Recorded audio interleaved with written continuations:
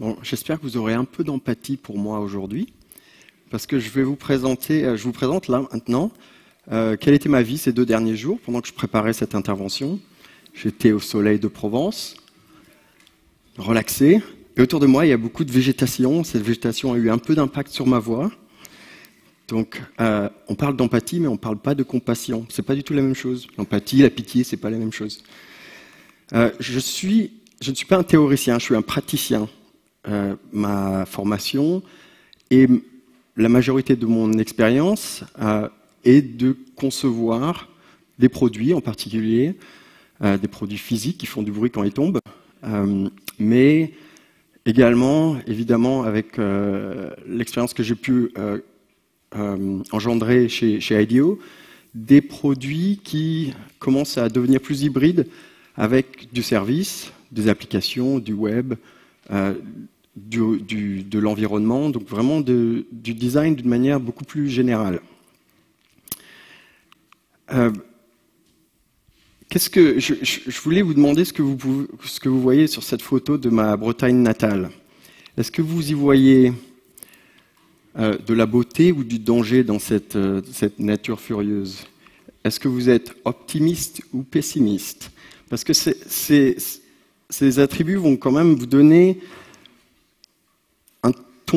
un filtre sur la façon dont vous avez observé vos fameux utilisateurs et comment vous allez extraire les insights. Je vais faire un peu du Jean-Claude Van Damme de temps en temps, excusez-moi. J'ai pas trop l'habitude de présenter en français devant une audience de cette taille-là, mais à nouveau, on tombe dans la compassion et la pitié. Donc, on va parler de théorie et de pratique, parce que moi, je suis clairement dans la pratique. Je pratique le design depuis un certain nombre d'années, avec des outils que vous connaissez tous, le crayon, la souris, le post-it, le fameux post-it, et un autre outil que j'ai découvert finalement pendant mon temps chez IDEO, même si je l'avais déjà utilisé avant, qui s'appelle donc l'empathie. Mais est-ce que l'empathie, c'est un outil ou c'est un état d'esprit? À mon avis, quand même, c'est un état d'esprit. C'est quelque chose qu'on utilise réellement au quotidien. Donc, le quotidien d'IDEO à 30 ans, mon quotidien ou mon expérience personnelle dans le design à 20 ans. Donc ici, vous voyez un petit peu finalement un dinosaure de IDEO que vous connaissez tous, qui a été dessiné, conçu il y a un peu une éternité, à l'époque où IDEO était une compagnie de product development et qui est devenu maintenant un service de conseil en innovation beaucoup plus vaste qui touche un domaine et un savoir-faire beaucoup plus divers. Donc ça fait seulement 5 ans que je suis arrivé chez IDEO. Vous pouvez me demander qu'est-ce qui s'est passé pendant ces 15 autres années. On va y venir. Chez IDEO, la méthode qui est utilisée au quotidien, c'est le Human-Centered Design. Je ne vais pas réellement m'étendre sur ce sujet, parce que ça a été développé et diffusé notamment dans des livres que certains d'entre vous ont peut-être lus. J'en ai un, il vient juste d'être traduit en français ici, la couverture n'est pas super, mais ça s'appelle « La confiance créative ». J'en ai pas lu un seul, donc maintenant qu'il y en a un en français, peut-être que je vais le lire. On n'est pas des artistes, on est des designers. J'utilise certains outils que les artistes vont utiliser, mais la réelle mission du designer, c'est de se mettre au service de l'utilisateur évidemment, au service du client, on y reviendra, mais surtout au service de la fonction.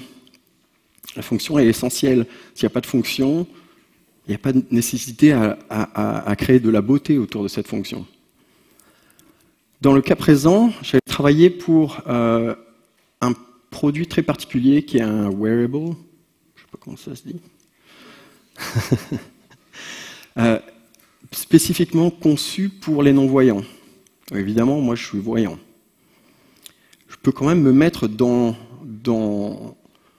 à la place de l'utilisateur. Vous voyez l'hésitation que je viens d'avoir, ça vient du fait qu'en français, on dit se mettre dans la peau des gens, En anglais, ça veut dire se mettre dans les chaussures des gens. C'est quand même vachement plus facile de comprendre le ressenti de ces gens quand on est dans leur peau plutôt que dans leurs chaussures. Alors beaucoup d'écoles autour du monde, d'écoles de design, enseignent une technique qui est observer l'utilisateur, observer les technologies émergentes, et puis façonner une petite offre, façonner un produit, un service, une application, un environnement qui n'existe pas encore. Ça, c'est la logique. Il y a quand même une distinction à faire entre observer et engager. Donc observer, je l'ai fait pendant très longtemps, c'est-à-dire se mettre en arrière, regarder, oh, je crois que j'ai compris. Engager, ça veut dire travailler, discuter avec cet utilisateur. Donc en l'occurrence, ici, un projet que j'ai fait pour un gros client automobile, très récemment, où dans ce cadre-là, on avait recruté, il me semble que c'était 5 ou 6 utilisateurs. On a une structure de recrutement en interne pour trouver vraiment ces utilisateurs qui vont être les plus pointus et nous aider réellement à sortir la vraie bonne idée. Donc en l'occurrence, ici, on avait recruté cette personne âgée et on lui demandait de nous aider à concevoir le véhicule du futur. C'était vraiment super intéressant. Cette vieille dame, d'ailleurs, était une des premières diplômées en ingénierie de l'université de Stanford. Donc elle avait quand même des trucs à dire. Alors, de manière très classique, l'empathie, on en parle vis-à-vis des utilisateurs. Je reviendrai un peu plus tard sur la distinction qu'il peut y avoir entre client et utilisateur. Et j'ai commencé ma carrière professionnelle à Annecy, chez Salomon. J'ai contribué au lancement, finalement, des produits de l'activité snowboard. Alors le snowboard, à l'époque, c'était un peu le bad boy de la montagne. Maintenant, c'est le ski qui est devenu le bad boy de la montagne. Mais on était aussi un petit peu les bad boys au sein de la structure. Et je me sentais vraiment équipé pour aller designer le futur de l'industrie du sport de montagne. J'avais les outils affûtés, j'avais fait un diplôme à Lenshammer, un autre à l'Annecy, j'avais fait des stages chez Renault, chez MBD, j'étais chez Salomon. Et puis j'étais aussi inspiré, j'étais en confiance parce que j'avais une certaine clairvoyance, j'étais aussi utilisateur. Un des bénéfices que j'ai eu le plus important, finalement, c'était que au sein du business unit Snowboard, il y avait une réelle intention d'être en contact avec les marchés, de comprendre les marchés, d'utiliser ces marchés pour installer une nouvelle activité au sein de cette entreprise un peu historique.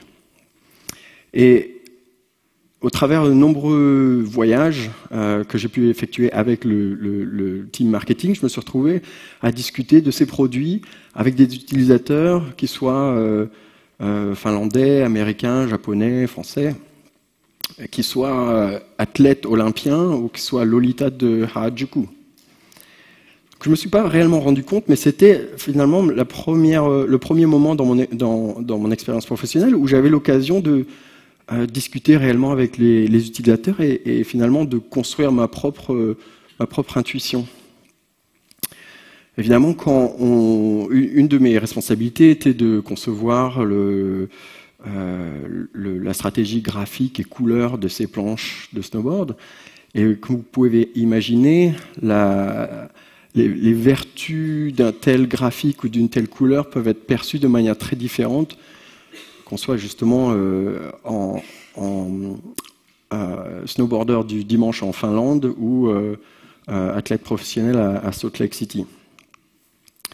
Alors, je vais faire un petit aparté ici où je parle, parce que tout ça, j'essaye d'articuler ce qui s'est passé dans mon expérience par rapport à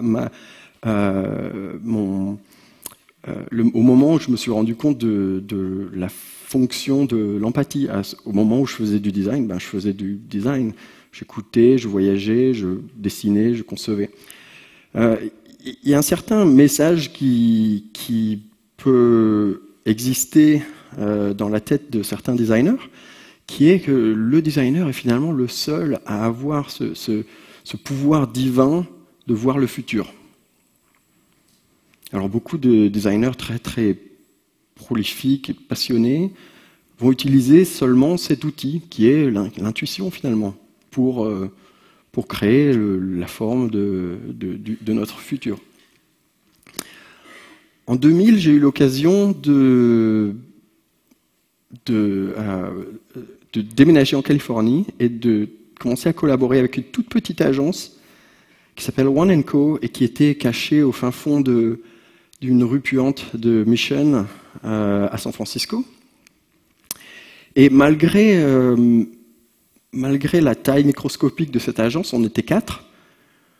Au départ, on était 11 ans après quand je suis parti. On a réussi à travailler avec des clients de calibre vraiment incroyable.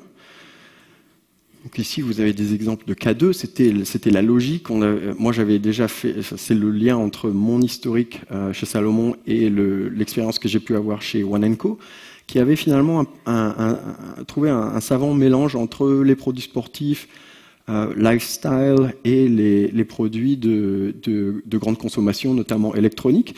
Et on a travaillé avec des énormes clients comme Amazon, comme Sony, comme Motorola, comme HTC, Nike, Adidas. Vraiment, pour la taille du studio qu'on était, c'était vraiment quelque chose d'assez incroyable. Et notre seul moteur était l'intuition. Dessiner les objets du futur basés sur ce qu'on a à l'intérieur de soi. Pendant 11 ans, je n'ai pas parlé à un seul utilisateur. Et j'ai fait des produits pour toutes ces grandes marques. Nombreuses sont sur le marché, où celui-là, c'est un Kindle, il est un peu ancien, mais c'était finalement la première génération de Kindle qui a inscrit le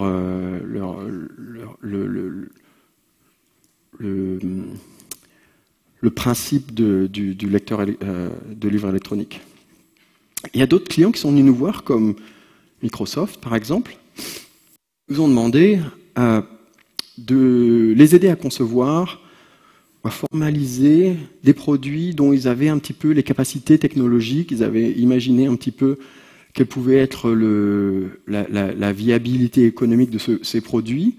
Donc c'était le cas pour cette tablette qui est pré-iPad. En fait, ils sont pas arrivés en disant ouais, on a un brief pour faire une tablette.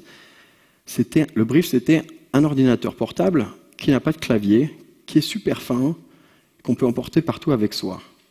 En tant que designer, c'est un brief assez sympa, mais j'avais quand même des doutes qu'un produit comme ça puisse un jour exister. Ben, j'avais tort. C'est pas Microsoft qui l'a fait. Un autre jour, ils sont venus nous voir avec un projet de montre connectée, avec une technologie de e-ink et un business model qui nous paraissait pas super réaliste, mais finalement, ils arrivaient avec des fabricants de montres existants, et puis c'est quand même Microsoft, donc on ne se pose pas trop de questions, puis on y va, on taille les crayons et on commence à dessiner. En fait, ce que je me rends compte aujourd'hui, avec l'expérience que j'ai acquise chez IDEO en particulier, c'est qu'il existe ces 3 éléments essentiels pour qu'un produit puisse rencontrer réellement son succès auprès des utilisateurs. Donc il faut qu'il y ait un business qui soit viable, ça c'est la nécessité de l'entreprise. Il faut qu'il y ait un savoir-faire technologique évidemment, et puis il faut qu'il y ait une certaine désirabilité aussi, parce que sinon on n'y arrive pas. Donc c'était l'histoire de cette fameuse montre. Finalement, la montre Apple, elle n'en est pas si loin entre nous. Ça s'appelle du tech push.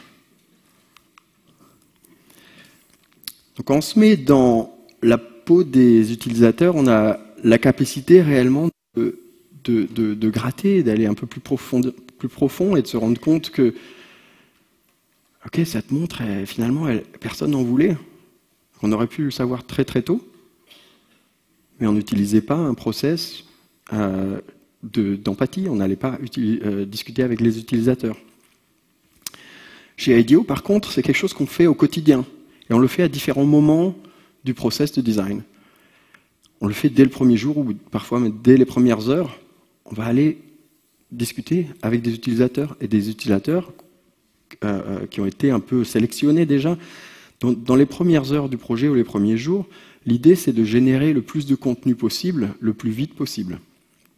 Et un peu plus tard, on va pouvoir utiliser ces conversations plus en termes de navigation, c'est-à-dire on a toutes ces idées, comment on sait laquelle est la bonne. Ben, à nouveau, on utilise les utilisateurs. Il y a quelques années, on a été contacté par le comté de Los Angeles pour les aider à concevoir une nouvelle expérience de vote, dont vous en avez entendu un petit peu parler. C'est un projet vraiment excitant, parce que ça change la vie des gens.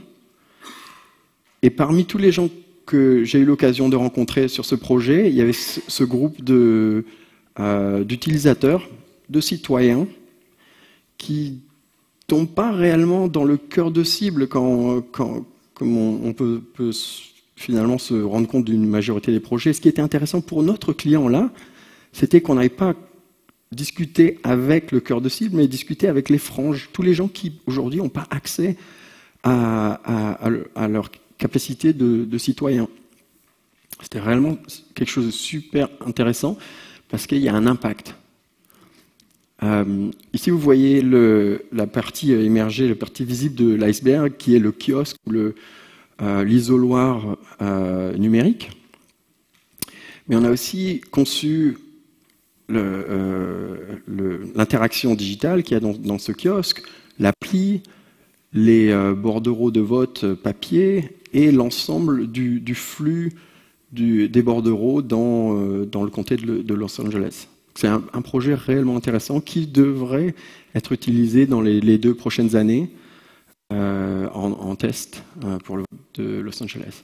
Alors, quand on vient de faire un petit aparté intéressant ici, le client souvent est considéré comme l'utilisateur. Moi, je ferai une distinction entre le client et l'utilisateur, dans le sens où mon client, c'est celui qui paye ma prestation. L'utilisateur, c'est celui qui va utiliser le produit au final. Si on se doit, en tant que designer, de comprendre quelles sont les motivations de chaque client et quelles sont ses nécessités qui vont faire que le projet ne va pas rencontrer de blocage, mais va au contraire fleurir et être déployé. On a tous eu entendu cette phrase qui est « Ah, mais de toute façon, les clients, ils comprennent rien », ou alors le designer qui dit « Ah, de toute façon… » Non, pardon. Le client qui dit « Ah, de toute façon, mes utilisateurs, ils ne comprennent rien », ou le designer qui dit « De toute façon, mon client ne comprend rien ». On essaye de prendre… d'avoir les mêmes comportements avec notre client qu'on a eu avec les utilisateurs, c'est-à-dire qu'on va les interviewer, on va essayer de comprendre à l'intérieur de leur structure quels sont les éléments qui vont faire que le projet va aboutir, va fleurir. Donc on prend aussi le client avec nous pour faire de l'empathie. Donc ici, dans le cas de ce produit pour les aveugles, c'était assez facile, en l'occurrence ici, de faire ressentir le produit par un de nos clients, qui est simplement en lui bandant les yeux. Ça permet au client d'être réellement investi dans le projet. Alors vous imaginez qu'un client, par exemple, qui est un fabricant de tire-bouchons, qui vous demande d'intervenir sur un projet pour sauver sa société, et dès les premières écoutes d'utilisateurs, vous vous rendez compte que les clients disent tous la même chose, c'est « moi je m'en fous de quelle forme la bouteille peut être la bouteille, ou même quel va être le type de bouchon, ce que je veux c'est trouver le vin le plus facilement possible qui corresponde à mes goûts, et vraiment j'en ai rien à faire de ce tire-bouchon ». Est-ce que vous vous sentez capable d'aller voir le client qui a tout un historique de transformation du métal et de lui dire en fait, il faut changer votre société complètement. Donc ça, c'est vraiment… Il convient de comprendre quels sont le potentiel, quelle est la capacité du client à prendre à corps cette innovation et l'emmener avec soi.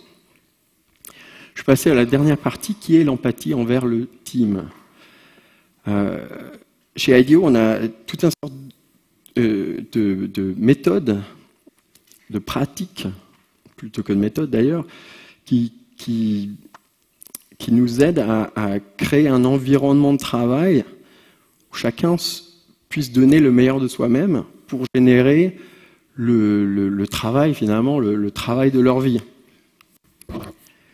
En Californie, il fait beau tous les jours, l'optimisme est de rigueur. Malgré tout, le taux de suicide des teenagers est le plus haut du monde.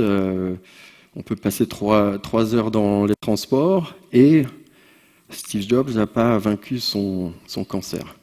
Donc, malgré cette dose d'optimisme, qui est quand même la mono-religion de rigueur en Californie, on a des contraintes. Mais le point le plus intéressant pour moi, c'est quel est vraiment l'ingrédient clé de la pratique chez IDEO. Alors, je vous ai parlé du process, fameux design thinking. Vous l'avez lu ou vous ne l'avez pas lu. On le pratique au quotidien. Les talents les plus divers et réellement, à mon avis, c'est le point le plus intéressant de IDEO, c'est la capacité d'IDEO à recruter des talents les plus divers et vraiment les plus pointus possibles. Et donc, quel est cette dernière ingrédient ou épice qui va faire que cette recette magique puisse exister? Le premier, c'est la permission. Ça, c'est une équipe qui a décidé d'acheter une Airstream et de la rénover pendant le projet. Et ils ont campé à l'intérieur de cette Airstream sur le parking du bureau. Ils ont fait l'ensemble du projet dans cette Airstream. Donc la notion de permission est vraiment essentielle, surtout parce qu'on peut aussi demander des excuses en fait. Mais c'est surtout le fait d'avoir la permission de faire ce qu'on veut qui va réellement désinhiber les designers et leur permettre de sortir toutes les idées qu'ils peuvent avoir. Alors évidemment, avec cette notion de permission, il y a aussi la notion de respect. Le respect est essentiel, le respect des idées, le respect des utilisateurs et de leurs idées, le respect des clients et de leurs idées, et le respect du team et de leurs idées. Il y a quelques mois maintenant, IDEO a finalement, au bout de 30 ans, écrit ce petit livre rouge qui donne un peu le ton de la philosophie de l'entreprise. Et il y avait un certain nombre de valeurs qui étaient écrites dans ce petit livre rouge qui ont vraiment pris sens pour moi, qui n'avais pas suivi réellement une formation ou lu tous les livres de IDEO. Donc l'un d'entre eux était Talk Less, Do More, c'est génial, mais surtout le dernier, Make Others Look Successful, ou Make Others Successful, qui est vraiment un ingrédient essentiel pour faire en sorte que le team se sente vraiment engagé et avec la capacité de créer, de sortir des idées qui vont réellement changer le monde. Alors vous allez me dire, oui, mais tout ça, c'est un petit peu le monde des bisounours, non? Alors ça, c'est en l'occurrence, en parlant de permission, c'est un ours en peluche qui est arrivé dans le studio il y a quelques semaines. J'ai aucune idée comment il s'appelle, d'où il vient, mais il est sympa. Alors, je finirai sur cette slide. Vous avez réfléchi depuis tout à l'heure? Vous êtes plutôt optimiste ou pessimiste? Quand je vous parle d'écoute d'utilisateurs, vous entendez quoi? Vous entendez les utilisateurs qui vous disent quel va être le futur, ou plutôt des utilisateurs qui vous disent des choses que vous avez déjà entendues? Clairement, moi je suis optimiste, si vous n'aviez pas compris. Merci.